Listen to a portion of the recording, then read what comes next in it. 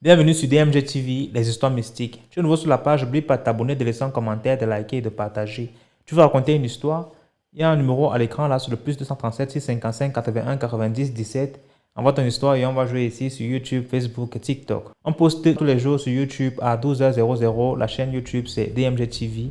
Et la deuxième chaîne YouTube c'est DMG TV, histoire mystique exclusive où on poste tous les 15h00 heure du Cameroun des histoires exclusives.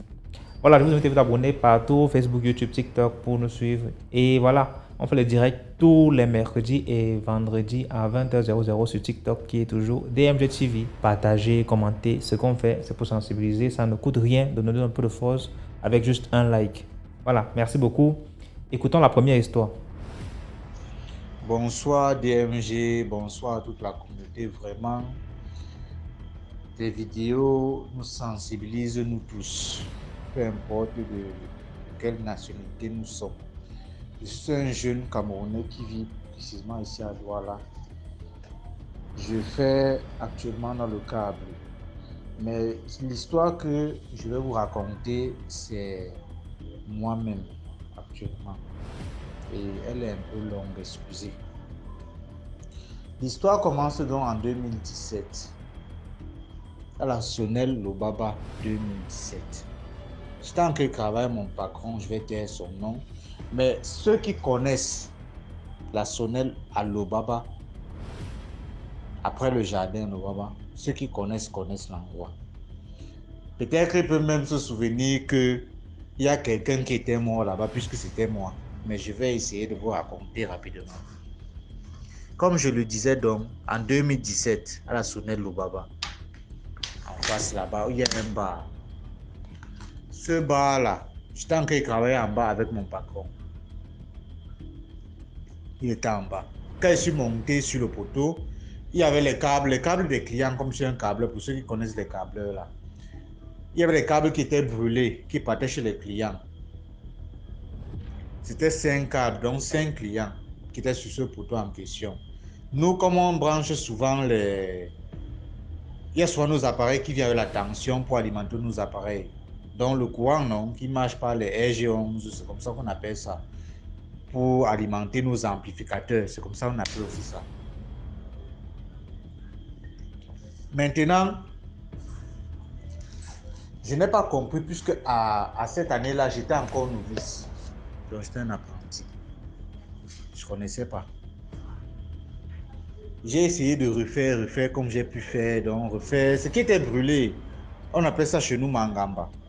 J'ai refait les 5 clients qui étaient brûlés. Donc on dit 5 maisons, 5 télés. C'était brûlé. Après maintenant, quand je refais, il y a un 5e câble que quand je touche, je ressens une petite masse. Ok. Comme j'étais novice, je disais que peut-être que c'est comme ici au poteau, c'est normal. J'étais novice, je précise bien. Après alors, dès que j'ai rebranché, j'ai mis le scotch. J'ai mis le mangamba, puisque le mangamba en question, il y a un pont qui a une vis, un connecteur qu'on connecte à nos répartiteurs. Et je vous précise encore, je reviens encore sur ceci, c'est que l'arrivée de nos images venait avec la tension, mais il n'y avait pas d'amplificateur. Il y avait seulement un répartiteur qui coupait le courant pour que ça ne parte pas chez les clients. Pour ceux qui connaissent les câbleurs, je dis bien. Maintenant donc, j'avais donc l'arrivée qui venait de chez nous avec le courant et la tension qui était bloquée bien sûr par le répartiteur avec ma main gauche. Ce qui avait le mangamba que j'ai refait, qui était brûlé, que j'ai pouvais brûler. Donc j'avais le connecteur, donc le pont qui alimentait ce mangamba avec ma main droite. Dès que j'ai tchouqué les deux au même moment, j'ai perdu connaissance. J'ai perdu connaissance parce que moi j'ai vu la vidéo de ma mort en ce moment-là. Comment quand quelqu'un le courant le frappe, non? Quand quelqu'un le courant le frappe, en tout cas tout le monde connaît. Mais moi j'étais au poteau. Et ça m'a pris, mes 2 mains ont commencé à brûler. J'ai même une brûlure ici, donc une cicatrice à côté du cœur, 1 mètre avant le cœur. Il est revenu sur ça tout à l'heure. J'ai perdu connaissance sur le poteau. Oh, tout le monde a crié. Même les gars de Néo étaient là. Oh, oh, oh, oh, oh. Après, papa, un courageux est venu. Mais avant que je revienne sur le courageux qui est venu nous sauver, pendant mon inconscient, puisque je suis resté inconscient pendant 2 minutes. Les 2 minutes là, j'ai vu, en tout cas, je me suis vu moi-même. Puisque, comme je vous parle là, celui qui est mort, ce n'est pas moi. La personne qui m'a créé, ce n'est pas Dieu. C'est celui qui est mort, que j'ai pris son corps. Donc, il m'a donné son corps. Excusez le terme. Il m'a donné son corps. Je voyais puisque j'ai ce souvenir, c'est pour ça que je dis que je voyais des couleurs différentes. Donc, toutes les couleurs qui existent au monde. Toutes les couleurs, mais qui sont un peu comme dans un cercle, vous voyez un peu. Donc, on m'a dit que j'étais en train de mourir quand j'ai vu les pasteurs après. Que j'étais en train de mourir. Et quand j'étais en train de partir dans l'autre monde, comme on l'appelle souvent, je me suis vu moi-même. Et la personne que j'ai créée, donc la personne qui m'a créé, qui n'est pas Dieu, mais qui était celui que je suis maintenant. Vous voyez un peu. Il m'a dit de prendre soin de sa maman et de ses frères. Qu'il me laisse avec ses souvenirs. Qu'il accepte mourir puisqu'il sait que c'est qu'il accepte mourir totalement, c'est que son corps ne va pas survivre.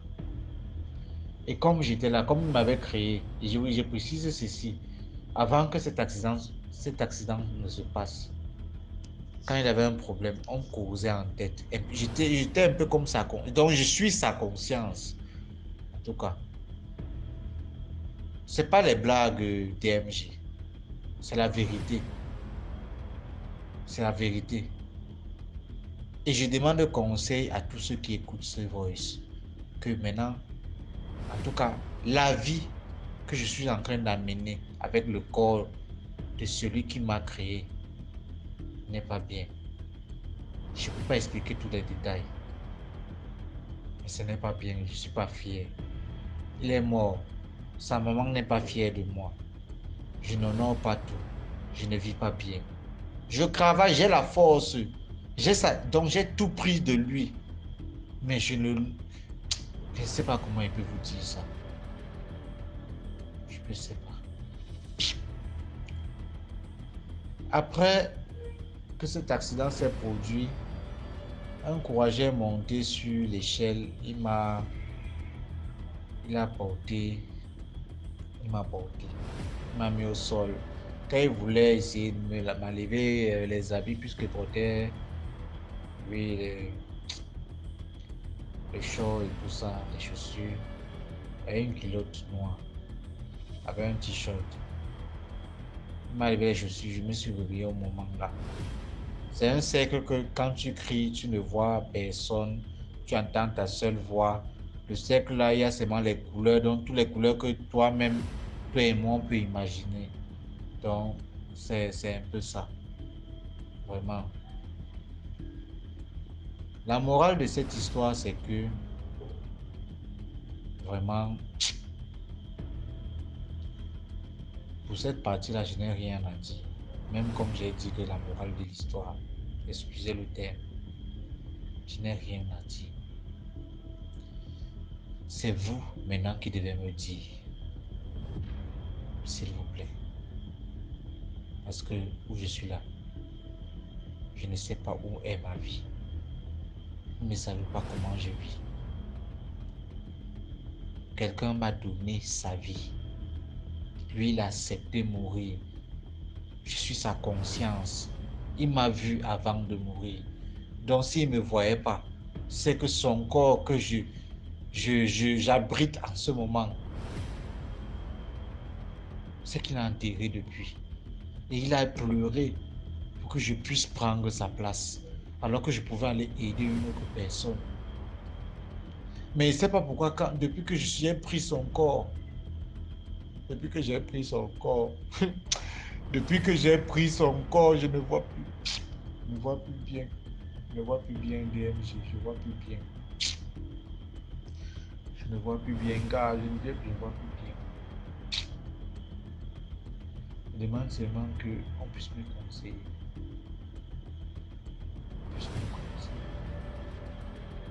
Merci. C'était la fin de mon histoire. Likez, partagez. Prenez vraiment soin de vous. Merci beaucoup pour l'histoire. Maintenant, écoutons la deuxième histoire. Bonjour DMG et bonjour à toute la communauté. Alors, je viens aujourd'hui pour raconter une histoire mystique qui s'est déroulée au Cameroun, plus précisément dans le Mungo, un petit village du Mungo. En fait, ça s'est passé à Bafang et dans le Mungo parce que la personne concernée vivait à Bafang, mais son village d'origine, c'était le petit village qui est dans le Mungo. À Bafang, donc, c'est un jeune homme qui il est installé là-bas. C'est un étudiant, un élève en fait. Donc, il a quitté le village, son petit village du Mungo, et il est installé à Bafang où il fait ses études. Il est orphelin de père, donc il n'y a que sa maman qui vit encore et qui aide donc au village. De temps en temps, il se rend donc au village pour voir maman, il lui apporte les cadeaux et tout ça. À Bafang où il vivait, donc, il avait aussi un oncle un peu éloigné, mais duquel il s'était rapproché, donc c'était presque la famille. Et son oncle là fréquentait un peu les marabouts. Donc à un moment, son oncle s'est mis à lui dire au jeune homme, je vais appeler le jeune homme Jean, son oncle s'est donc mis à dire à Jean que voilà, le marabout me dit qu'il y a un danger qui plane sur ta vie et que lui voit plus un accident de circulation. Donc, évite un peu cette année de voyager pour le village, reste sur place ici et sois prudent. Alors, Jean, il a écouté, mais son esprit lui disait toujours de voyager, de voyager, de voyager. C'est comme ça donc un jour, à l'insu de son oncle, Jean décide de prendre le car. Il se rend donc au village pour aller saluer sa maman. Et comme d'habitude, il a apporté les petits présents, les pagnes. Il a aussi apporté des vivres pour les autres mamans et les papas de la concession au village. Donc, il a passé du bon temps avec la petite famille et la nuit est tombée, il est allé se coucher. Il devait rentrer donc sur Bafang le lendemain. Le lendemain matin, donc, il se prépare et puis rejoint sa maman à la cuisine. Sa maman avait fait un petit repas pour lui, il devait manger, il devait partir. Il s'assoit donc, il mange. Et quand il finit de manger, il se lève donc pour partir. Et quand il se lève, subitement, il s'écroule à nouveau dans la cuisine. Il s'écroule sur le ventre. Et il avait un peu la tête penchée comme ça. Donc, avant de s'écrouler, il avait un peu retourné la tête comme ça. Sa maman, elle ne comprend pas ce qui se passe. Elle se met à appeler son fils. Le fils ne répond pas. Elle l'appelle, il ne répond pas. Elle réalise que c'est peut-être grave. Elle se met donc à crier. Quand elle crie, tous les autres villageois accourent et on finit par réaliser que Jean est mort. C'était la panique, c'était la désolation. Parce que c'est des choses qui se passent dans les années 90. Et vous savez qu'à cette époque-là, les jeunes ne mouraient pas trop vite, pas comme aujourd'hui. Donc la mort d'un jeune suscitait toujours beaucoup d'interrogations, beaucoup de désolation et de tristesse là que ça suscitait. Et surtout les circonstances du décès de Jean, on sentait quand même qu'il y a une main mystique derrière. C'est comme ça donc que vraiment c'était la désolation totale. On a décidé d'organiser les obsèques naturellement. À cette époque, donc, dans ce village, il y avait une tradition qui était qui était très salutaire à cette époque-là. Et cette tradition voulait que la chefferie, les chefs et les notables étaient capables de susciter, ils appelaient ça un esprit, Je connais même le nom, mais je préfère ne pas le dire parce qu'on dit qu'on ne prononce pas le nom de cet esprit-là. Donc, c'était un esprit qui, à cette époque, lorsqu'on le réveillait, bon, ce qui a été expliqué par la suite, c'est que c'était un notable qui avait été travaillé et dans lequel on mettait une sorte de potion. C'était des herbes. On nous dit même parfois, quand nous étions petits, on disait que c'est une herbe que tout le monde voit même, mais nous ignorons seulement les vertus. Que donc, dès qu'on lui mettait cette herbe-là dans les yeux, il devenait comme un être surnaturel, comme un esprit. Et il avait la possibilité donc de voler, il parlait dans le village. Et quand il parlait, tout le monde entendait au même moment ce qu'il disait. Parce qu'on disait que sa voix était comme un roulement de tonnerre. Et en général, il ne sortait que la nuit. Et quand il devait sortir, on prévenait les villageois, en sorte que, on dit qu'il n'aimait pas le feu.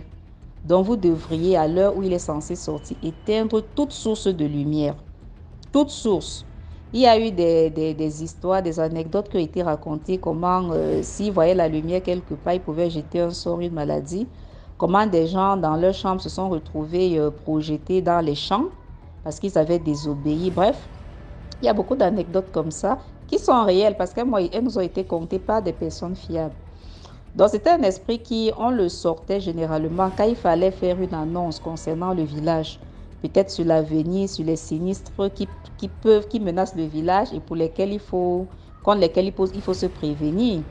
Parfois aussi, quand des sorciers peut-être avaient de mauvais projets vis-à-vis des villageois ou des enfants du village, l'esprit la sortait pour avertir ces sorciers-là et les mettre en garde. Donc, en réalité, ça avait... comment dire, ça avait l'ambition était noble. Aujourd'hui, ça a été un peu perverti à un moment même avec l'occidentalisation, la modernisation. C'est une pratique qui a complètement disparu dans cette région aujourd'hui. Mais à l'époque, donc, c'était encore très actuel. Et aussi, quand il y avait un décès mystique ou suspect, on pouvait convoquer encore cet esprit-là. Et cet esprit était capable de parler, c'est-à-dire, il prenait la voix, on disait, il fait parler le mort en fait. Et le mort expliquait donc ce qui est à l'origine de son décès ou de sa mort.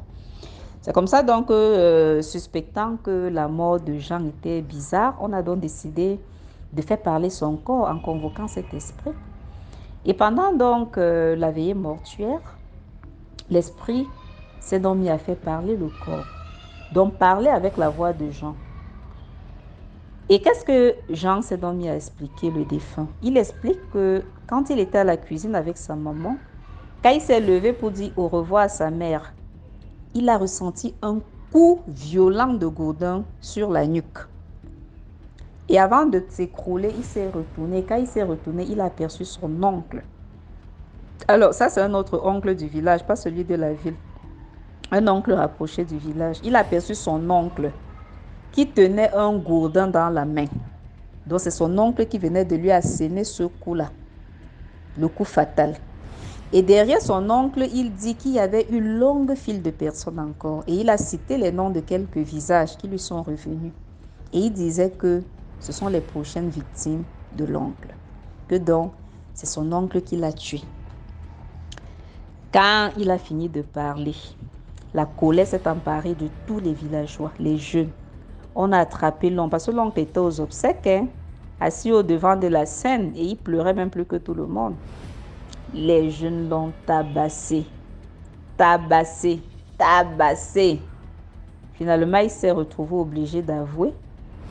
Il a raconté qu'effectivement, c'est lui qui a tué son neveu, parce que il est dans une confrérie de sorciers et c'était son tour de faire le sacrifice. Donc, quand en réalité, c'était à lui d'asséner le coup fatal, voilà, pour tuer donc le neveu et l'offrir en sacrifice à sa confrérie de sorciers.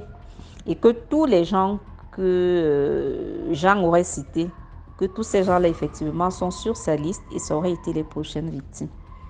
Donc, on l'a tellement tabassé que il n'en est pas mort quand même, hein. Mais je ne sais pas si les forces de l'ordre s'étaient intervenues ou quoi que ce soit. Bref, c'est vraiment les bribes de l'histoire qui me reviennent. Pour la suite, je ne m'en souviens plus.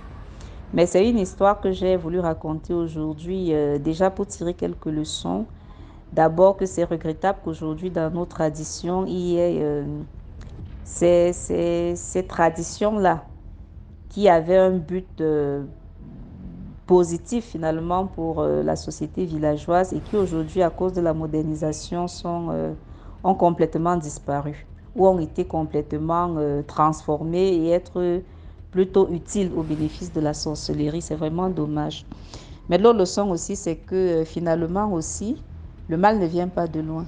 Ça rôde généralement autour de notre famille, de nos proches, et c'est généralement à partir de là vraiment que les choses, le mal peut nous arriver. Donc voilà la petite histoire que je voulais partager avec toi, DMJ, et avec tous tes abonnés. Voilà, merci bien et bonne continuation. Merci beaucoup pour l'histoire. Maintenant, écoutons la troisième histoire. Coucou, bonsoir DMG, bonsoir la communauté DMG. J'espère que vous allez bien. Joyeux Halloween. Nous sommes à la nuit d'Halloween aujourd'hui. C'est la première fois que je monte, que je viens de raconter mon histoire. Et c'est rien qu'une partie des histoires de ma vie. Nous sommes dans les années 99-2000. Parce que dans les années 99-2000, j'étais en classe de 3e. Donc, j'avais la tête chaud. Avec les autres, on sortait tout le temps. Du coup, ma mère elle en a eu marre, elle m'a mise à la porte. Et nous sommes allés prendre une maison avec des amis. Parce que j'avais des amis qui étaient plus âgés, mais vraiment beaucoup plus âgés que moi. À l'époque, j'avais 18 ans. J'avais des amis qui avaient déjà 25 ans. Mais dans le groupe, on était deux à aller à l'école. On a pris... il y avait déjà une qui vivait dans cette maison. Et une chambre s'était libérée. Quand je suis allée là dire que ma mère m'avait mise dehors, ils m'ont dit, il n'y a pas de problème, il y a une chambre qui s'est libérée. Et l'autre aussi qui allait à l'école m'a dit, si tu veux, on prend la chambre à 2. Parce qu'on n'avait pas beaucoup de moyens. On était des jet-setteuses aux frais des autres. C'était ça notre truc. On faisait tout, on mettait l'argent dans les vêtements, on avait des petits boulots et on faisait du petit commerce. Parce que, par exemple, moi, je faisais du poisson frit, je vivais de la boisson locale qu'on appelle Moussungu et du vin de palme qu'on appelle au Cameroun le vin blanc. Hormis mes heures de cours. Donc, c'est ainsi que je suis allée aménager avec les filles. Donc, on était 4, 2 par chambre. On était 4 dans la bande et il y avait 2 autres qui habitaient le quartier dans lequel on avait pris les chambres. Et elles vivaient chez leur mère. D'ailleurs, il y a une qui vit maintenant en Suisse aujourd'hui. On a commencé à vivre là. Je continuais à aller à l'école, bien sûr. L'autre aussi continuait à aller à l'école. Mais on était dans les virées tout le temps. Et un jour, c'était un jour de semaine parce que je devais avoir cours le lendemain. Nous sommes allés, le quartier où on avait pris la maison, c'était au PK8, à Marché Banane. Aujourd'hui, il y a maintenant Marché Banane, mais l'entrée avant le Marché Banane, en face de la boulangerie, c'est par là où on avait pris les chambres. Ce jour-là, on n'allait pas sortir, nous 2 qui allions à l'école, et on devait manger avec les autres. Il y avait plein de bars alignés au PK8. Je dis ces bars ont été détruits parce que la route a été agrandie. On allait là-bas pour aller nous prendre du poisson brisé et boire quelques trucs avant que les autres ne sortent et nous, on devait rentrer dormir parce qu'on avait cours très tôt le matin. En marchant, on a constaté qu'il y avait une voiture qui ralentissait à notre hauteur. Le monsieur m'a fait signe. Moi, je demandais si c'était à l'autre qui fait signe. Et l'autre s'est précipité d'aller vers le monsieur. Elle était beaucoup plus âgée et puis de toute façon, elle était libre de sortir ce soir-là. Moi, j'avais cours. Elle allait discuter avec le monsieur. Et le monsieur allait tourner. À l'époque, c'était pas encore interdit de tourner au niveau du marché banane. Il allait tourner et nous a rejoints au bar où nous étions. Elle attendait debout pour qu'il sache où on était exactement. On avait commandé à manger et le poisson était sur le barbecue, les brochettes. Donc on a pris le pot en attendant que ça cuise. Le monsieur est venu nous trouver, il nous a offert un pot. On était toutes contentes, chacun faisait son charme et tout. Et puisque moi, je n'étais pas très intéressée, donc il a plutôt jeté son dévolu sur celle qui était plus chaude vis-à-vis de lui. Ils ont parlé là, ils se sont déplacés parce que on a expliqué que nous on rentrait. L'autre aussi qui devait sortir avec elle le soir a dit non, moi je préfère dormir un peu comme, pour sortir vers 23h. Donc elle est partie avec le monsieur. Nous sommes rentrés toutes les trois. On a mangé, nous sommes lavés, on allait nous coucher. Elle est rentrée peut-être vers 22h parce que quand on va prendre le poisson, il est dans les 18h. 22h, 23h comme ça. Elle vient en pleurs là-bas. Elle pleure. Elle me dit c'est de ta faute. Je dis qu'est-ce que de ma faute? Mais non, normalement le monsieur là c'est toi qu'il voulait emmener. Et puis voilà comment tu as fait mine de l'ignorer. Je ne sais pas si c'est un plan, si tu le connais depuis. Mais non, c'est à moi qu'on allait faire du mal. Tout le monde en était tout étonné. Même la fille qui vivait dans l'autre chambre, c'était une maison de 4 chambres qui était encore dans la maison. On était tout étonné. Mais comment quelqu'un nous apostrophe? Tu vas avec la personne, tu dis c'est de ma faute. C'est comme ça qu'on nous raconte que le monsieur, en fait, c'était pas pour lui qu'il avait besoin d'une fille. C'était pour son patron. Elle nous a donné le nom du patron à l'époque, dans les années 99-2000. C'était quelqu'un qui avait une place très privilégiée dans l'État au Gabon. Que ce monsieur l'a conduite à son patron à la Cité de la Démocratie. Et là-bas, ils l'ont emmené dans une pièce qui était comme un caveau, un mausolée, parce que à l'intérieur, il y avait le corps, il y avait une tombe, il y avait le corps d'un monsieur. Et le dignitaire là lui a dit que c'était son père, qu'ils allaient coucher, elle et lui, dans la tombe. Qu'elle n'avait pas le choix. Il y avait 2 personnes qui sont venues lui barrer le chemin, dont le chauffeur qui l'avait embarqué. Donc 3 personnes que le monsieur l'a couché sur le corps, soit de son père ou vrai ou faux, et a eu des rapports sexuels avec elle dans cette tombe-là. Et après, il a demandé au chauffeur de la jeter parce qu'elle ne valait plus rien. Et il s'est mis à rire que c'était pas toi qu'on voulait, c'était l'autre, la plus dora que toi, donc moi. Et elle s'est mise à pleurer. On a pris le sel, mettre dans l'eau, truc basique. Mais le lendemain matin, elle a commencé à faire des gaz par le vagin et à saigner. Et je ne sais pas ce qui s'est passé là-bas. Soit le monsieur lui avait demandé de faire quelque chose pour échanger. C'est comme si quelqu'un m'avait demandé de me réveiller. Parce que celle qui dormait avec moi était déjà partie en cours. Moi, j'étais restée, je devais avoir cours vers 8h. L'autre avait cours à 7h. Elle était partie avec moi. Avant moi, j'étais restée dormir un peu. Et elle est rentrée dans la chambre. Elle s'est mise au chevet du lit, net là où j'avais ma tête. Et c'est là où elle a commencé à faire ces gaz-là. Et comme si quelqu'un m'avait demandé de me réveiller. Quand je me réveille, son sang avait coulé net au chevet du lit. Le sang qui sortait de son vagin. Elle faisait en sorte que ça coule au-dessus de ma tête. Sans me toucher la tête directement. Ils sont sur le lit. Et elle gazait. C'est comme ça que je me lève, je la pousse.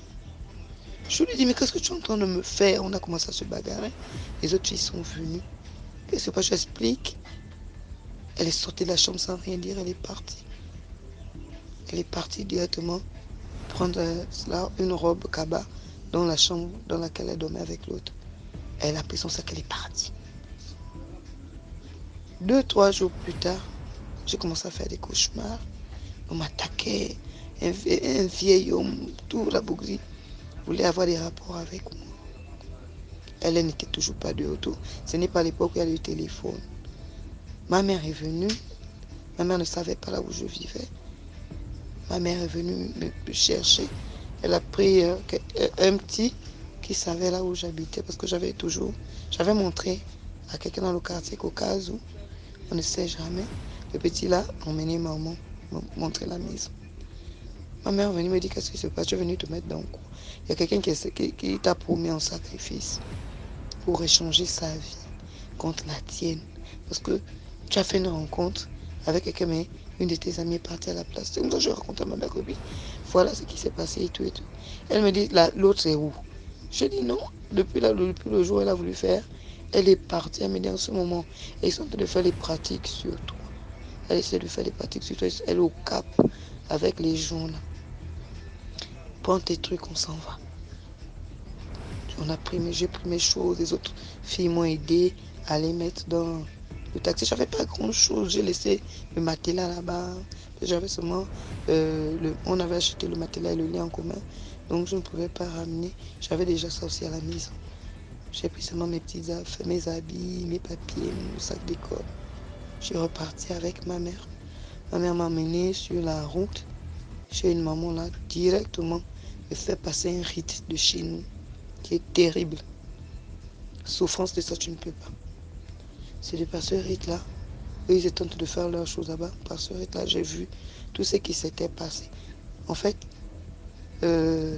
pour s'en sortir, on lui avait demandé qu'elle fasse tout pour que moi, je passe dans le sacrifice. Sinon, elle allait y passer. Mais après le rite, on m'a fait des trucs. Il fallait qu'elle ait mon voix. Donc, quand j'ai fini le rite, je suis d'abord allée à la maison, me remettre bien. Quand j'ai su qu'elle était là, je suis allée à la maison, on louait. Dès qu'elle m'a vu DMG, elle a lancé un cri. Je suis morte, on ne devait plus se voir, je suis morte. J'ai fait son vent, je lui ai dit, mais comment? Je suis morte, oh Seigneur, oh. Moi, elle est partie prendre ses choses. Elle est encore partie de la maison. Quelques temps plus tard, on m'appelle pour me dire qu'elle est décédée. Elle est partie décédée sur la route chez le père à ses enfants, à son premier foyer. Avant qu'elle ne vienne en ville se chercher, elle avait fait des enfants avec un monsieur sur la route. Donc elle est partie là-bas, elle est morte là-bas.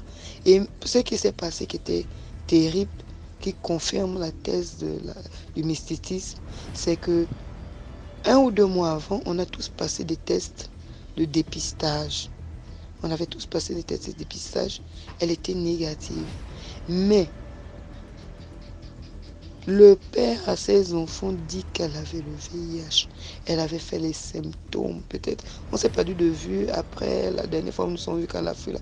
Peut-être 3 mois. Mais les gens m'ont dit qu'elle a fait tous les symptômes de la maladie. Et le sang continuait de sortir. Après, c'est devenu le pus de son vagin. Elle avait perdu ses cheveux. Tout, elle avait changé, elle avait vieilli. Quand j'ai vu ça, j'ai dit non. Dieu m'aime beaucoup. Vraiment, dehors là, c'est grave. Quand je dis ça, c'est pas pour faire peur, c'est pas pour dire que tout le monde, ou toutes les amies, ou tous les amis sont méchants. Mais il y a des gens dehors. Et pour vivre, il y a des gens qui sont obligés d'échanger avec les autres, même si c'était pas leur première intention. Et il y a des gens aussi qui sont foncièrement méchants. Il y a des chasseurs d'âmes dehors. Je vais te présenter à quelqu'un, je vais t'emmener chez quelqu'un. Des fois, j'ai pris l'argent pour une âme ou pour des organes. Mais ça, quand je suis sortie de là, vraiment, ça m'a fait calmer d'abord un bon moment. Je m'étais arrêtée de sortir, je m'étais arrêtée de fréquenter les boîtes et trucs comme ça. Je m'étais coupée un peu un temps. C'était ça mon histoire. J'espère que quelqu'un m'apportera des éclaircissements. Mais je pensais à ça aujourd'hui. J'ai pensé à elle aujourd'hui. Et j'ai tenu à raconter cette histoire. Merci à vous. Bonne soirée. Merci beaucoup pour l'histoire. Là, écoutons la 4e histoire. Bonjour à la communauté DMG, à DMG, ainsi qu'à l'équipe DMG. J'espère que vous allez bien. Moi, ça va, tranquille. Je tiens sincèrement à remercier DMG et son équipe pour tout le travail que vous faites. Les gars, bravo. Mais franchement, vous épargnez le mal dans la vie des gens, mais vous ne vous rendez même pas compte du bien que vous nous rendez au fait. Mais laissez tomber quoi, les gars. Ça nous édifie, ça nous fortifie Moi, ça m'édifie, ça me fortifie, mais ça éveille mon esprit. Laisse tomber, quoi. Ça m'épargne de beaucoup, quoi. Vraiment. Et tout ça, c'est grâce à vous. Donc, je tenais vraiment à vous remercier pour votre travail.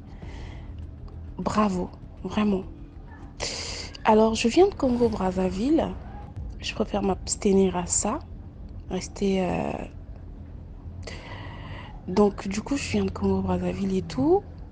J'ai plein d'autres histoires. Mais aujourd'hui, je vais raconter celle-ci. D'accord? Alors, cette histoire, à chacun de tirer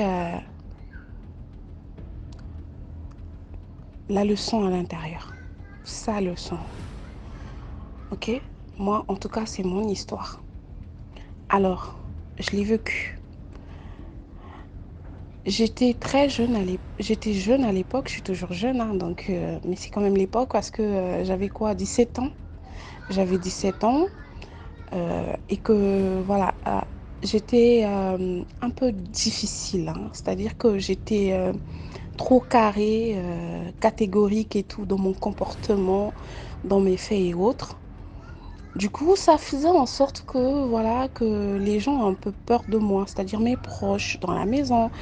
En fait, c'était une manière pour moi de pouvoir éviter un peu le contrôle parental parce que j'aimais trop mes amis, faire la fête, toutes ces choses, les trucs de jeunesse et tout. Donc voilà, je me suis fait un comportement pour pouvoir privilégier, d'accord, ce côté jeunesse, afin que je sois un peu plus libre, qu'on ne calcule pas trop ma vie et tout. Donc, il faut savoir que je suis quelqu'un qui rêve, qui fait des rêves et ces rêves, très souvent, ça se concrétise, en bien comme en mal. Mais étant jeune, c'était le cadet de mes soucis, tu vois. C'était un truc où, bon, un rêve comme les autres et tout. Je prenais pas en compte, je réalisais pas les messages que mes rêves me passaient au fait. Je prenais pas ça en considération. Donc, il est arrivé un jour de mes 17 ans, je fais un rêve, d'accord? Je fais un rêve que euh, j'étais dans un quartier lointain que je connais pas réellement et j'étais poursuivie dans ce quartier-là. Il y avait des maisons, des cabanes, toutes ces choses, hein, tout ce qu'on peut penser, comme un petit village, d'accord? Et moi, je connaissais pas déjà ce village-là. Même dans le rêve, je connaissais pas. Et il y avait deux jeunes hommes qui me poursuivaient dans ce rêve. Ce rêve a commencé comme ça. J'étais en train de courir, il y avait deux garçons, il y avait deux garçons derrière moi qui me poursuivaient et tout. J'étais là, je courais, mais laisse tomber. Ce qui est sûr, c'est que dans la vraie vie, je peux pas courir comme ça, c'est impossible. Mais je courais comme dans les films et tout. J'étais là, je courais, je me cachais. Mais ces hommes-là me retrouvaient. Donc, même si je me cache dans une maison et tout, je trouve une maison comme ça, je me cache et tout. Ces hommes-là me poursuivaient, continuaient à me poursuivre et ils venaient vers moi. Et quand je remarquais qu'ils avançaient, je me rendais compte qu'ils me voyaient et je continuais à courir, mais je courais. Ce qui est sûr, c'est que j'étais très loin d'eux. À chaque fois que je courais, en tout cas, je m'éloignais d'eux. Et après, ce rêve s'arrête là. Je me lève, c'est le matin. Bon, je me dis, écoute, c'est quoi? C'est un rêve, hein, dans tous les cas. Qu'est-ce que, qu'est-ce que j'ai à courir comme ça? Donc je banalise, d'accord? Alors, la pluie commence ce matin-là, mais une forte pluie et tout. Ben, du coup, on est bloqué à la maison. On est censé s'occuper à la maison et tout. Et vers 14 heures par là, la pluie s'arrête. Comme nous le savons tous, après la pluie vient le beau temps. Bah, je me suis dit, bah, je ne vais pas me balader, prendre un peu d'air. En tout cas, cette envie m'est venue comme ça. Donc, avec mon caractère dur, j'avais pas à vouloir négocier pour sortir et tout. Bah, je sors et il faut savoir que j'avais ma chambre, j'avais pas à expliquer que j'ai rêvé si. En tout cas, chacune de nous avait sa chambre dans la maison. des enfants déjà. Donc j'avais un peu ma vie privée, voilà. Je n'ai pas expliqué mon rêve non plus. Déjà, je ne l'avais pas pris en compte. Et après que la pluie soit finie, bah, je prends l'initiative d'aller prendre l'air. Je sors. Déjà, dans le quartier où je vivais à l'époque, il y avait un homme, un jeune homme. Il était pas mal. Il était grand, costaud, tout ça, tout ce qu'on peut dire d'un beau jeune homme. D'accord? Et moi, je suis quelqu'un qui est grande de taille, une jeune dame grande. Et généralement, j'aime les hommes plus grands, costauds. Je me dis, moi, avec un homme court, ça va pas se faire. Par contre, avec un homme grand, baraqué, ben, ça match, quoi. Du coup, je me suis fixé ces bases très jeune et je suis partie par là, comme ça. Jusqu'ici, c'est toujours mes préférences. Donc, ce jeune homme-là, il était quand même un jeune homme remarquable dans mon quartier. Euh, il m'intéressait bien, mais pas plus que ça, d'accord? Mais lui, apparemment, il m'aimait vraiment. Donc, il ressentait beaucoup de sentiments pour moi, beaucoup de respect et tout. Et moi, il y avait un truc, je l'aimais bien, mais pas au point de vouloir m'accoupler avec lui. Donc, puisqu'il était serviable, je sentais bien que vraiment, il m'accordait l'attention et autres. Bah, je le prenais maintenant comme mon super-héros. Pourquoi? Parce que quand je rentrais de mes délires et que faisait tard, mon quartier était quand même... enfin, ma maison était quand même loin de Goudron. Je prends peur et je me dis, bah écoute, j'appelle tel. Bah, lui, au moins, puisqu'avec son corps et tout, on va pas nous agresser. Donc, à chaque fois, je ferais pareil. Je faisais pareil, autant pour moi. À chaque fois, je faisais pareil. Donc, je l'appelais et s'il faisait genre 23 heures et tout, chez lui, certainement, le portail était déjà fermé. Et le gars, il faisait le mur, hein. Il faisait le mur pour venir me chercher. Et sans même me demander t'étais où et tout. C'est-à-dire, il n'avait même pas besoin que je le rende compte. Et moi, ce côté-là, ça me plaisait. Je le prenais comme le grand frère que j'ai jamais eu, quoi. Ce côté super heureux là me plaisait tellement. J'avoue, hein, d'accord, que par moments, j'exagérais un tout petit peu parce que quand même, c'est l'enfant de quelqu'un. Bon, après, tu veux quoi? J'avais pas encore toute ma tête comme aujourd'hui. Et puis voilà. Donc, ce jour-là, je sors de chez moi, histoire d'aller prendre l'air et tout. Bah, je prends ma ruelle tranquille et tout. Je sais même pas où je vais, mais j'ai juste envie de sortir, d'aller prendre l'air. Alors, je me pavane dans le quartier. Et bim, comme par miracle, je passe devant chez lui. C'est lui qui sort. Eh, tiens, ça va toi? Ouais, ça va et toi? Tranquille. Tu vas où? Ben, je sais même pas où je vais déjà, mais j'ai juste envie d'y aller. D'accord, ben écoute, moi aussi, j'ai pas grand-chose à faire. Ben, allons-y alors. Ok. On prend la route, on se pavane et tout, tranquille dans le quartier. Et on arrive au Goudron. Et ce jour-là, puisqu'il a plu, je sais plus, je me rappelle plus si c'était le week-end ou seulement parce qu'il avait plu, qu'il n'y avait pas vraiment des voitures au Goudron. Il n'y avait pas assez de... En tout cas, c'était pas véhiculé, quoi. L'air libre, tranquille. Et nous, on marchait au bord du Goudron, tranquille, il y avait des passants comme nous, on se titillait et tout, comme d'hab, ça rigolait un peu. Mais vraiment, il n'y avait pas des véhicules au Goudron, ça passe vite, waf et tout. Mais quand même. Et après, je comprends pas.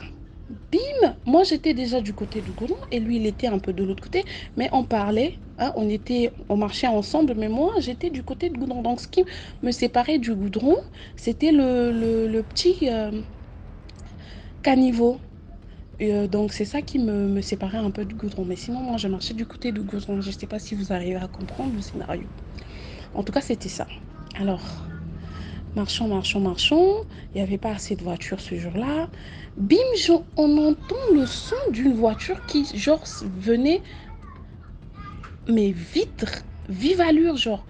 Et ce qui est bizarre, c'est que La voiture a apparu. C'était pas là. La voiture a apparu à quelques mètres de moi, mais au goudron.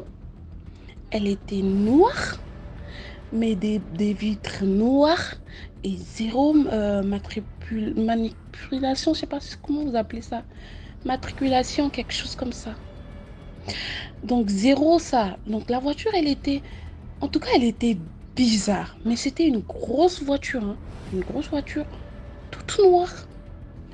Alors, la voiture, elle sort de nulle part, à vive allure. Et qu'est-ce qu'on fait? Tous on remarque, on tourne vers, c'est-à-dire nos regards vers la voiture. Et la voiture apparaît parce que quand il y avait le son là, la voiture n'était pas encore là. Ça n'avait pas encore apparu. Mais quand on se retourne, c'est-à-dire tu vois comme à la télé, la voiture a apparu. Pas que ça venait, pas que ça roulait, mais ça a apparu là. Et à quelques mètres de moi. Et tellement que c'était vive allure et tout, quand ça vient vers moi, ça freine. Ça fait genre. Et ça attire notre attention. Déjà, la sortie avait tiré l'attention de tout le monde. Mais quand ça freine, encore plus, genre. Et je me retourne. La voiture est face à moi, juste à côté. Et il y a un gros bras. Mais je te dis, c'est quoi? C'est la cuisse ou quoi? Mais un gros bras musclé qui sort de la voiture, qui me tient par la main, là, genre. Ça me tire, genre me propulser, genre. Et le gars à côté de moi, aussitôt, il réagit. Donc lui aussi, il me tient de l'autre côté. Donc je deviens comme, je sais pas moi, je suis en train de pivoter entre leurs mains. J'étais là, j'étais tétanisée. Tellement j'avais de l'émotion. J'ai pas compris. C'était tellement vite. Et à l'époque, il y avait les histoires de, on coupait les jeunes, les femmes. On coupait, on voyait souvent des corps traîner dans l'eau, on a coupé, on a enlevé les parties intimes, toutes ces choses. Mais puisque j'étais dans mes délires, moi, j'avais pas peur, ça va pas m'arriver, toutes ces choses. Et ce qui est sûr, je prenais pas en compte. Je prenais vraiment pas en compte. Les parents prévenaient des enfants de rentrer tôt, rester à la maison et tout, je ferais attention. Mais moi, en tout cas, c'était vraiment pas quelque chose qui rentrait dans ma tête. Je m'intéressais pas déjà à ça. Je vivais tout simplement ma vie de jeunesse, tu vois. Et le truc, c'est, je vous ai dit, hein, vers 14, 15 heures par là, que ça s'est produit. Et moi, j'étais tétanisée. J'ai même pas pu dire quelque chose. J'ai même pas... C'est-à-dire, ça s'est passé vite. Et c'était effrayant. Genre, j'étais paralysée et tout. Donc, j'étais là. Les gens commençaient à crier. Mais tout. Nanani, moi, nangana. Des choses comme ça. J'étais là. Le truc, c'est moi qui le vivais, genre. Et le gars, il tirait. La main, la tirait aussi. Et qu'est-ce qu'il fait? Il avait réflexe tout de suite. Tu vois, des caniveaux ici au pays, il y a des barrières, genre un peu je sais pas comment je dois dire ça, mais un peu des briques, hein, qui est un peu haute, comme ça, quelque chose comme ça. Donc lui, c'est ça qu'il a soutenu. Il a bloqué ses pieds et il me tirait du mieux qu'il pouvait. Et la main qui était sortie tout noir. Et la voiture, elle était noire dedans. Moi, j'étais à proximité de la voiture. Donc, je pouvais voir dans la voiture, mais je voyais rien, quasiment rien. C'était le noir total. Et la mec qui était sortie, j'ai jamais vu un gars noir comme ça. Excusez-moi, mais il y a des Sénégalais noirs ici au pays. Mais j'ai jamais vu même un Sénégalais noir comme ça. C'était comme irréel, quoi. Mais c'était la réalité. Genre un sac noir. Genre un serpent noir. Je sais pas. Jusqu'ici, je sais vraiment pas quoi vous dire. Mais c'était noir. Alors, le gars, il a maintenu du mieux qu'il pouvait. Et tellement que les gens criaient, mais les gens... C'était tellement réel que la main m'a lâché sur le coup. Je suis tombée sur le gars et la voiture a pris fuite. Et ça a disparu devant nous. J'étais là choquée. Mais attends, c'est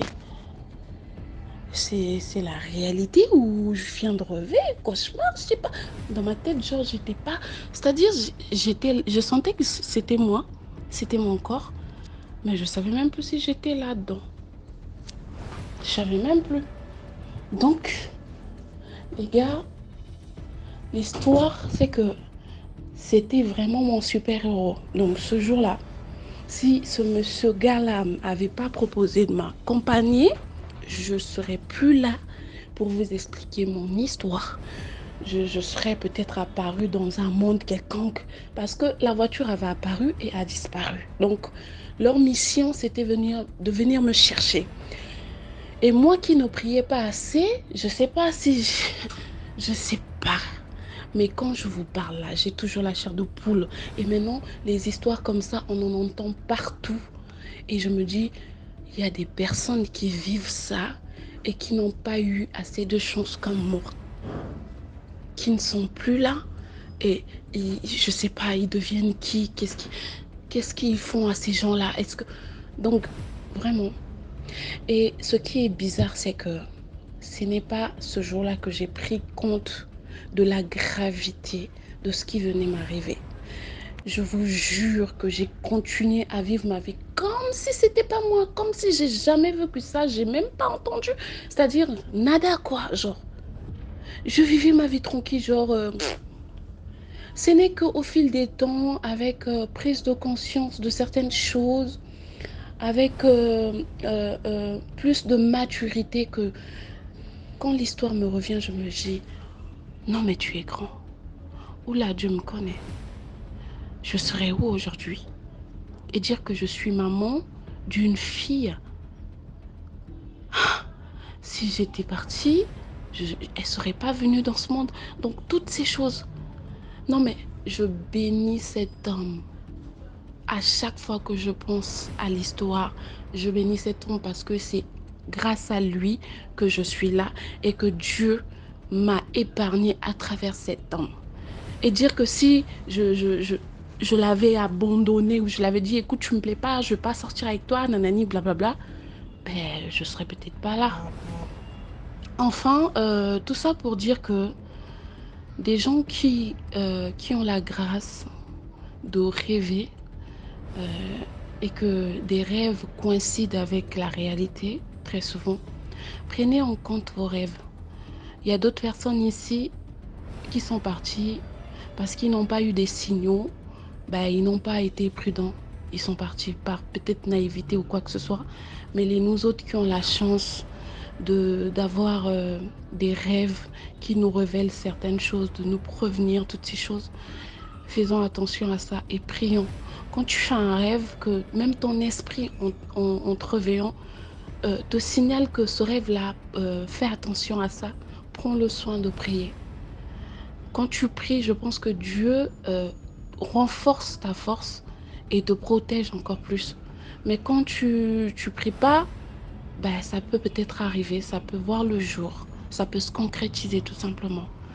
Et moi, si Dieu ne m'aimait pas, surtout que j'avais une vie de petite fille de 17 ans, je m'en foutais un peu de tout le monde. Moi, c'est ce que je pensais qui était ça, la vie, au fait. Dans ma tête, c'était ça, genre. J'étais prête à tout pour vivre tout simplement ma jeunesse parce que j'aimais bien les amis, j'aimais bien faire la fête. En tout cas, je vivais tout simplement ma vie dans ma tête et tout, c'était ça la vie. Mais Dieu m'a quand même épargnée à travers cet homme que j'ai toujours surnommé super-héros. Alors c'est comme si je savais qu'il devait me sauver, mais un jour. Donc c'est un peu ça, faisons attention à nos vies, surtout se comporter peut-être un peu, être pas accueillant, pas généreux avec des gens, c'est pas bon, ça attire des mauvaises énergies aussi. Le dehors est mauvais et ça nous guette, hein. Il y a le mal partout et évite d'être les proies du mal. Vraiment. Voilà, c'est ça ma petite histoire. J'espère que ça va édifier. Merci. Merci beaucoup pour l'histoire. Likez, commentez, partagez. Là, on va écouter la 5e histoire. Salut DMG. Salut à toute la communauté. Je vous salue à tous et à toutes. Donc, je vais raconter une histoire. Mais tout d'abord, J'aimerais remercier DMG avec sa chaîne. Vraiment, ta chaîne, c'est une chaîne vraiment que Dieu te bénit. Que Dieu te bénit vraiment. Dieu te bénit vraiment avec ta chaîne. Parce qu'avec avec ta chaîne, je me suis sauvé plusieurs fois. Dieu m'a sauvé. Et ma petite sœur aussi. Parce que j'ai intégré ma petite sœur dans ta chaîne. Et quelques temps après, il y a son camarade de classe. Donc elle a fait la médecine, elle a eu sa médecine. Et puis le gars avec qui ils ont eu à composer ça, c'est-à-dire à aller dans le même établissement, centre de formation, c'est ce que je voulais dire. Peu de temps après, son camarade lui envoie un message, un voice, en disant voilà, je suis intégré dans un groupe où tu peux te faire de l'argent facilement sur internet. Voilà, ça c'est vraiment facile. Tu n'as qu'à intégrer seulement, tu n'as qu'à accepter ma demande. Je t'ai envoyé une demande dans le groupe, tu entres dans le groupe WhatsApp et tu n'as qu'à faire intégrer 3 personnes seulement. Donc 3, j'ai pensé à toi, je mérite te faire intégrer et tout ça. Elle s'est dit que mais elle m'appelle, elle me dit voilà, écoute-moi ce que mon ami là me dit. Elle dit que ça c'est l'histoire de DMG TV là. Heureusement, elle est dans ton groupe. Elle a suivi tout ce genre d'histoire, tu vois. Et moi-même, à plusieurs fois, les histoires de porte-monnaie magique sur Internet, on t'envoie des messages, un multiplicateur d'argent. Moi, je suis un homme averti. Je fais partie de la team community DMG TV. Donc, je suis déjà un esprit averti. On ne peut pas m'avoir là-bas. Voilà. Ce qui me pousse à vous raconter une histoire d'un gars dans mon quartier, dont c'est un Moro avec qui j'ai eu à fréquenter. Son papa était le maître de l'établissement. J'ai fréquenté à l'école primaire avec lui. Quelques temps après, ça fait vraiment beaucoup d'années, puisque moi j'avais voyagé. Et dès que j'ai eu à revenir, et je lui ai vu, sauf qu'il n'était pas comme avant. Le gars il était vraiment riche quand tu le voyais et qu'il passait à côté de toi, le parfum qui t'envahissait, on dirait le rasolement qui passait. Et te dit, ça passait seulement comme ça sur toi. Toi-même, quand tu entends le parfum, tu sais que oui, c'est quelqu'un. Il dit que le gars a complètement changé. Alors, quand je le vois, je vais l'appeler Martin. Quand je le vois, il dit que Martin, comment vas-tu? Ça fait un bail, moi je t'avais pas vu. Et puis il me regarde, il passe. Il dit que mais attends. Aujourd'hui c'est lui qui me regarde et qui passe comme ça. Il m'a pas reconnu ou quoi? Quelque temps après, je le vois, il dit que Martin, arrête-toi s'il te plaît. Comment vas-tu? Tu as beaucoup changé, hein? Tu es vraiment devenu un homme d'affaires. Comment vas-tu? Moi-même, j'étais en voyage et tout ça. Maintenant, je suis revenu et t'ai vu. Et puis, le gars me regarde encore un peu avec mépris. Il me dit, oui, je vais bien. Avec une voix différente. Il dit que, hey, c'est encore quoi ça? Il me dit, oui, ça va, je vais bien. Et puis, il passe. Je voulais même augmenter que comment va ton père? Parce que c'est lui qui nous avait enseigné. Comment va ton père et tout. Le gars n'a même pas mon temps. Il passe. Je dis, mais c'est encore quoi ça? J'ai pas trouvé mon ami avec qui on avait eu à fréquenter ensemble à l'école primaire. Je dis que, mais, gars, moi je viens tout juste de voir Martin. 2 fois aujourd'hui, je parle à Martin, il est bizarre. Il m'a dit, tu n'es pas au courant? Je dis que au courant de quoi? Il me dit que, mais Martin, il était parti à Douala, il s'est battu ici avec Elle avait son petit call box. Ça n'allait pas, il est parti à Douala. Il est revenu, soudainement, il est devenu riche. J'ai dit que, oh, ok, d'accord, comme moi j'avais voyagé, moi je ne savais pas. Il me dit que voilà. Et c'est là que j'ai compris. En fait, il pensait que j'étais là. Il pensait que j'étais dans la même ville que lui. Maintenant, c'est quand il est devenu riche que je suis revenu pour lui aborder. Vous voyez? J'ai compris que c'est ce qui s'est passé dans sa tête. Peut-être que c'est ça. Peut-être que c'est ça, voilà pourquoi il ne voulait pas. Donc, j'ai dit à mon ami, ah d'accord, j'ai compris. Quelque temps après, parce qu'il ne se baladait pas seul. Je tiens à vous, je m'excuse, je n'ai pas eu à vous dire ça. Il se baladait avec ses 2 amis, dont ils étaient à 3. Ils étaient à 3. Et son ami, l'autre ami, je le connais très bien. Je connais son ami là, mais l'autre Mogo là, je ne connais pas ce gars là. Je ne le connais pas. On m'a fait savoir que le gars en question, le 3e gars en question, était venu avec lui. Quand il revenait de Douala. Le gars était revenu avec lui. Donc c'était son ami, il se collait vraiment. Donc maintenant, ce qui se passe, c'est quoi? C'est que quand je sors du travail au centre commercial, quand je rentre, je les vois au centre commercial, je les aperçois avec des filles vraiment jolies. Ce ne sont même pas des filles avec qui, quand tu vois toi-même, tu sens que oui, ça c'est une fille que je ne peux pas m'approcher tant que je n'ai pas de riz, tant que je n'ai pas d'argent. Vraiment, quand tu les vois, ce ne sont même pas des filles de ma ville.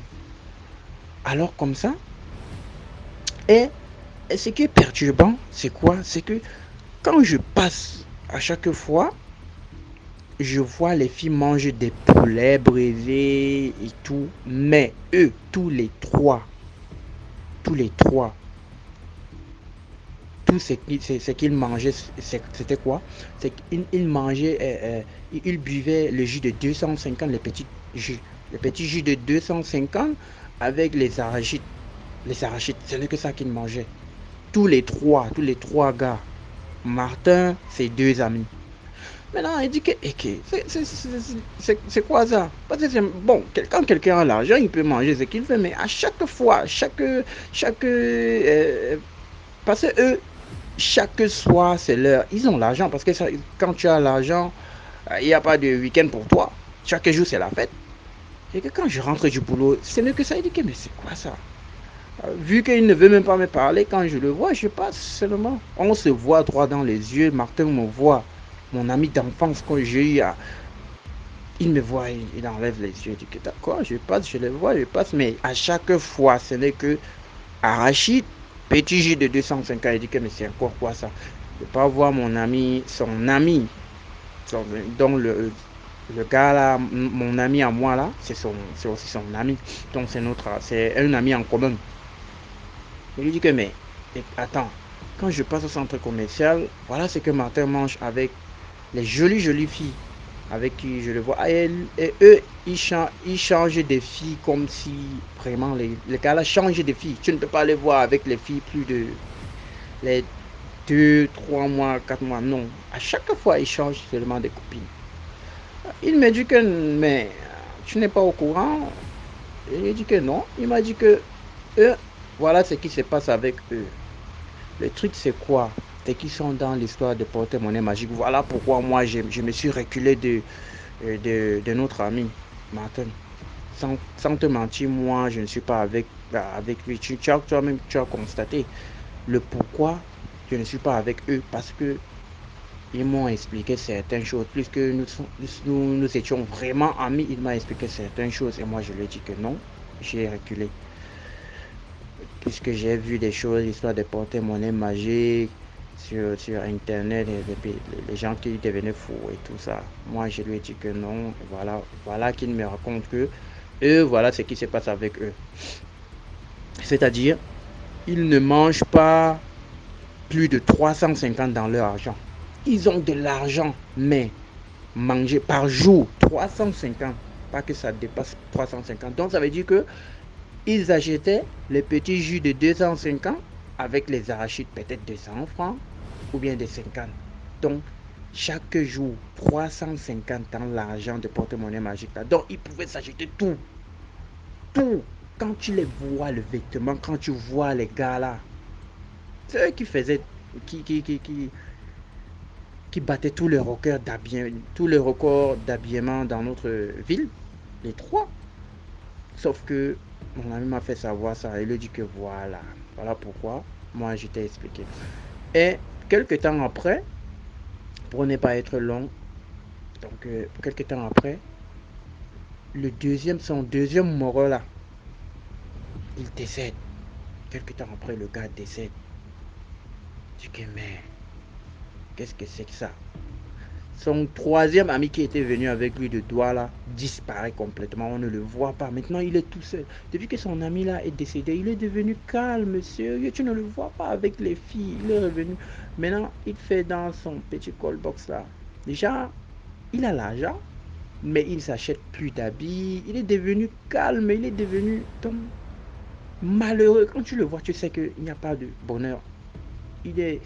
Ses yeux sont devenus vraiment, il s'est déprimé, il est devenu vraiment bizarre. Depuis que son ami là est mort, il a vite compris qu'il y a quelque chose qui l'attend. Donc, jusqu'à maintenant, il est seulement comme ça, bizarre.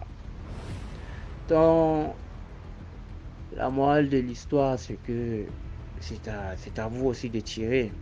Donc, il ne faut pas trop envier les gens, il faut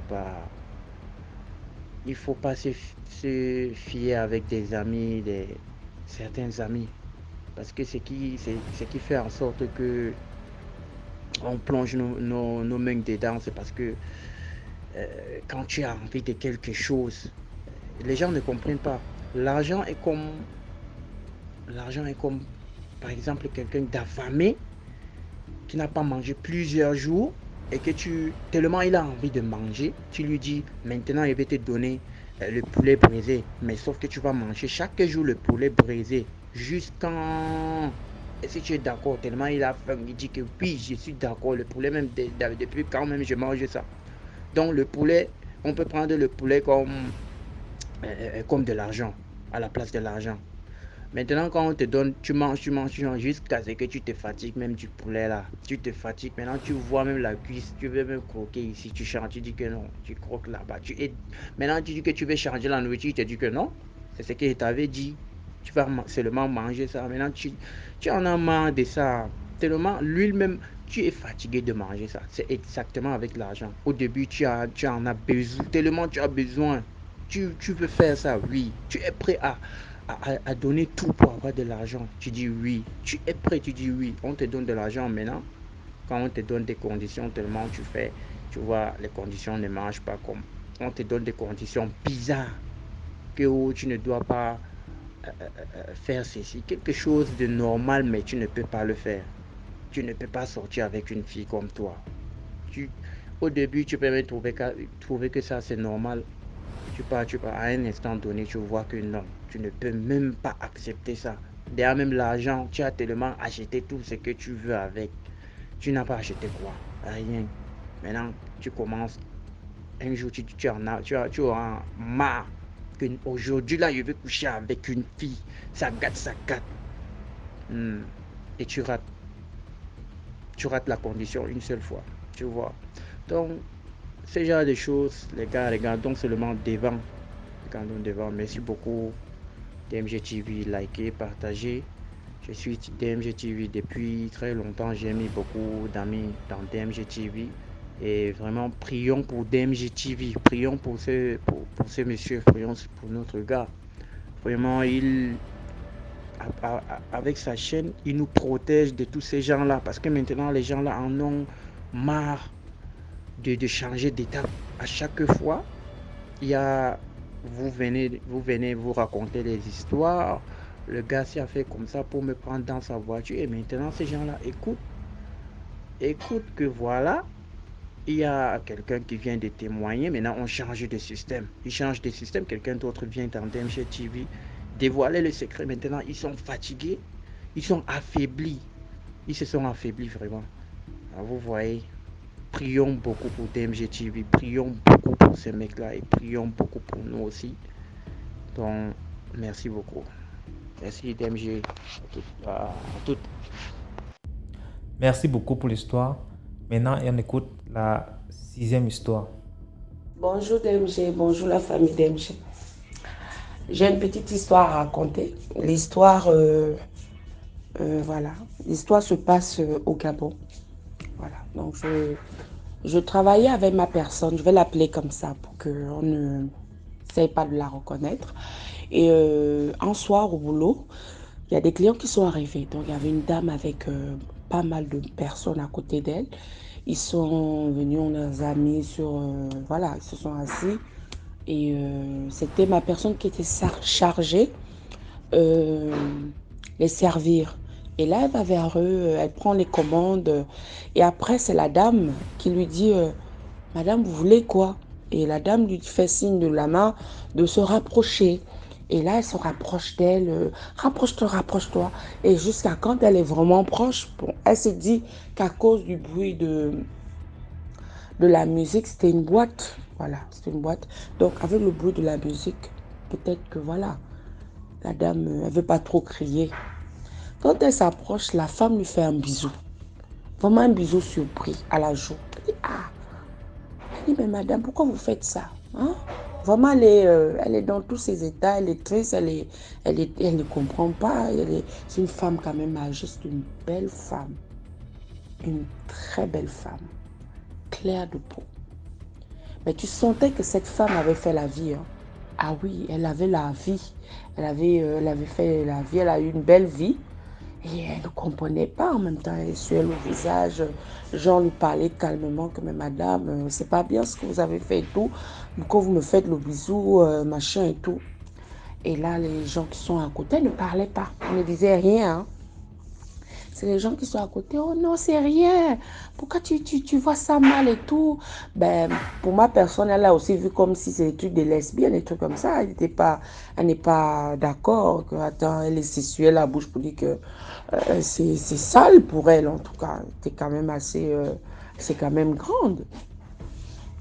Et là, la dame, elle continue à servir, ils prennent leur consommation, ils commencent à boire et tout. Et après, un moment, on voit la dame qui se lève, elle va dans les vestiaires. Et dans les vestiaires là-bas, ça ne met même pas longtemps. On entend comme une explosion. Ça s'est explosé. Boum! L'explosion a coupé le courant. En fait, le courant s'est coupé direct. Ça a disjoncté le courant.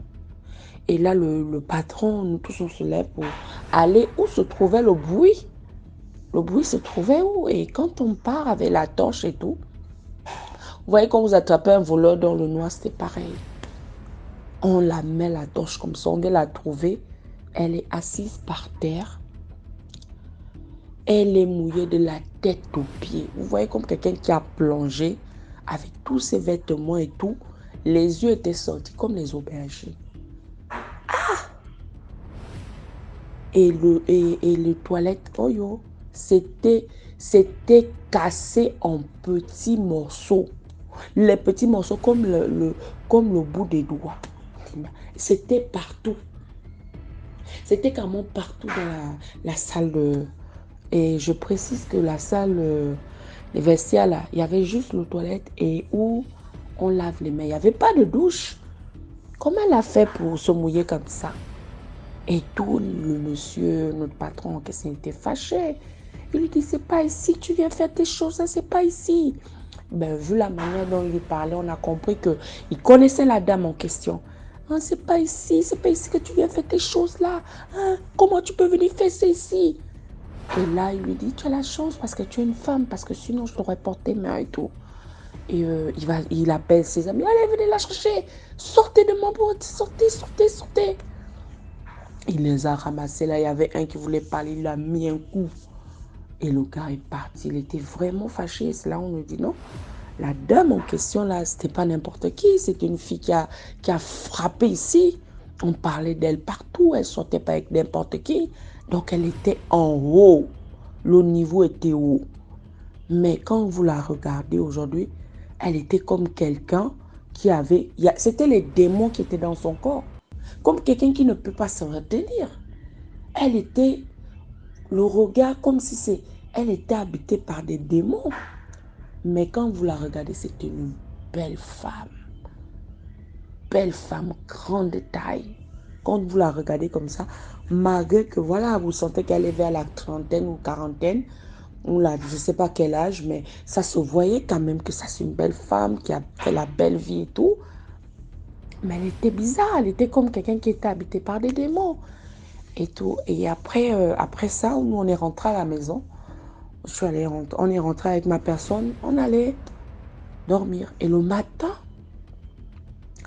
quand on se réveille, oh là là, la partie où la dame l'avait fait le bisou, des gros boutons avec les gros boutons, vous voyez les gros boutons là avec les pus, les trucs à l'intérieur. Non, non, c'était affreux. C'était affreux, c'était comme un microbe. Ah! Ma personne était obligée de mettre un foulard pour sortir. Elle ne pouvait pas sortir comme ça. Parce que les gens, ça c'est quoi? C'était affreux à voir. Un simple bisou qu'elle lui a fait. Bon, imaginez avec quelqu'un elle passe la nuit, elle couche avec lui, mais c'est grave. C'est grave. C'est grave. C'est ce qu'elle avait, pour arriver au niveau où elle était là, elle a dû vendre son âme. Mais là, elle était dans le moment des retombées. C'était triste à voir. Vraiment, c'était mon histoire. J'espère qu'elle n'était pas longue. Merci. Merci pour l'histoire. Voilà, c'était tout pour aujourd'hui. Abonnez-vous pour ne pas manquer la prochaine vidéo qui va être postée à 12h00 demain. Et d'ailleurs, on poste tous les jours à 12h00. Si vraiment tu aimes le concept, abonne-toi, donne un peu de force, laisse un commentaire, dis-moi d'où tu regardes la vidéo, partage. Merci, portez-vous bien. Rendez-vous demain pour une nouvelle vidéo.